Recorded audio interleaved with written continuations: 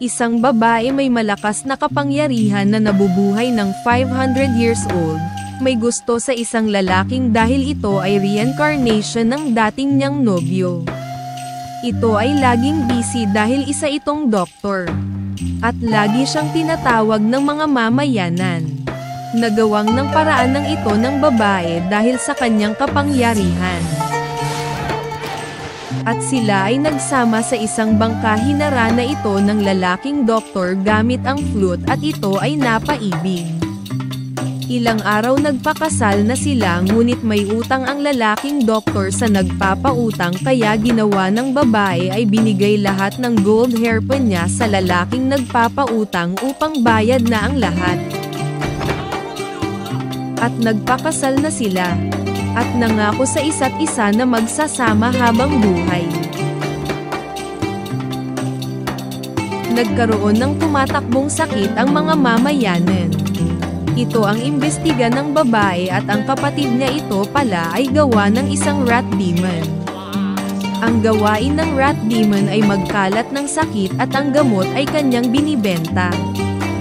Binigyan ng magkapatid ng leksyon ang rat demon upang tumigil ito. At ito ay natakot. Gumanti ang rat demon sa pagbigay ng talisman sa damit ng doktor at para masaktan ang magkapatid. Pero ito ay di nagtagumpay dahil sa lakas ng kanilang kapangyarihan. Sa isang salo-salo ng mamayanan, napainom ang babae ng isang alak. Ito ay nahilo at umuwi ng mag-isa. Nang umuwi ang doktor, napansin niya na wala ang kanyang asawa.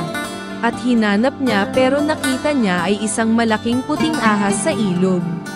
Ito ay nahimatay, ngunit ang puting ahas ay ang kanyang asawa pala. At doktor ay nawalan ng malay, natatakot ang doktor dahil sa nakitang ahas, kaya't hinanap ito. Ngunit gumawa ng paraan ang magkapatid para gumawa ng pekeng ahas at ipakita ng ito ay napaslang. Ang kapatid ng babaeng ahas ay napansin kailangan ng isang asawa. Kaya't ito ay pumayag na ligawan siya sa lahat ng mamayang na lalaki. Ngunit ito ay walang nagtagumpay. Merong isang magandang lalaki na tingin ay papasa ito. Kaya't ito ay pay na kilala. Napansin ng babae ng isa pala itong monghe at hinahanap niya ang mga demonyo sa bayan. Ito ay natuto ng monghe ang tirahan ng puting ahas. At pinakita ang buong katauhan sa asawa. Nagulat ang doktor, ngunit ang pagmamahal niya ay totoo kahit ano ang katauhan nito.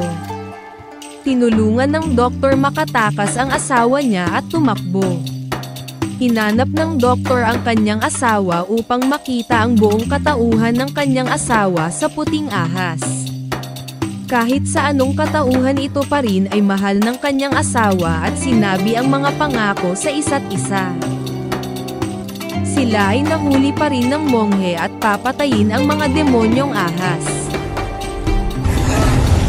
Ito ay nilabanan ng dalawang magkapatid na ahas. Ngunit sobrang lakas ng kapangyarihan. Tumugtog ng flute ang asawang lalaki at ito pala ay may kapangyarihan. Natalo ang monghe, subalit kapalit nito ay buhay niya.